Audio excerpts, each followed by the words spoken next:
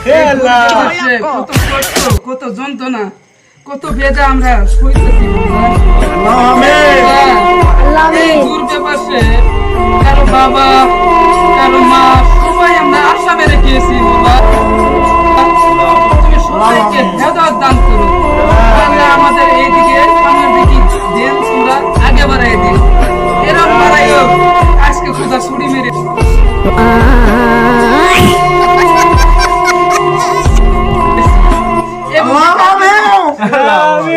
কালকে যেন আমি ছুটি না পারি। দূর প্রবাসে অনেক কষ্ট খোদা। তুমি তো জানো তুমি আমাদের মনের বেদনা যন্ত্রণা। এই কন্যা তোকে আমরা কত যুগের খামর খাইতেছি, কত দিনময় আমরা কিছু বই মানছি না খোদা। আমরা কেন অনেক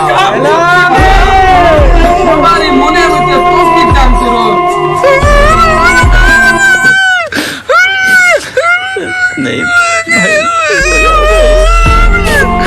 বাবা তৌফিক, যেখানে থাকো তুমি আমাদের কাছে এসো বাবা, আমাদেরকে দেখো। এই কর্ণাটকে দেখো, এখানে হাজিরা হইলো 440 টাকা, আর সামনে পর্যন্ত আরো হাজিরা কমবো, কারণ আমাদের আসামে মানুষ এসে কর্ণাটককে বরবাদ করে দিয়েছে।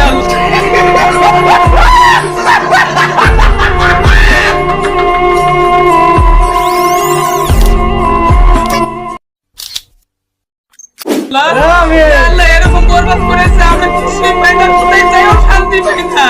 যেখানে যা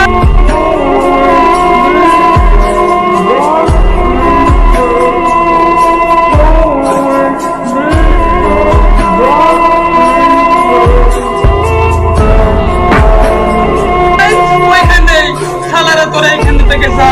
তো আল্লাহ তুমি সবের মনে একটা নরম একটা তৌফিক দান করো।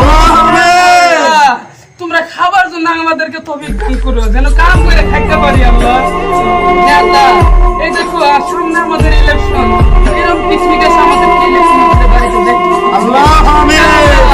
যদি বাড়িতে যাবো দেখো গ্রামের জন্য তৌফিক দান করি আল্লাহ। এবার যদি কোনো রাস্তায় যাই নেক্সট টাইম আবার তৌফিক দান দিও না আল্লাহ, কারণ এইদিকে যুগ বেশি, এইদিকে যন্ত্রণা বেশি। আল্লাহ আল্লাহ তুমি তো আমাদের সবই শুনলা। এই পর্বেলা আমি তোমাকে জানাইলাম আল্লাহ।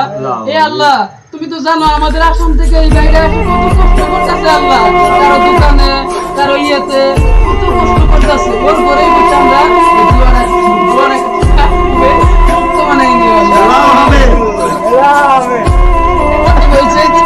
তুমি তো সবই যুগের কাপড় কত কষ্ট কাম করতেছি গো আল্লাহ।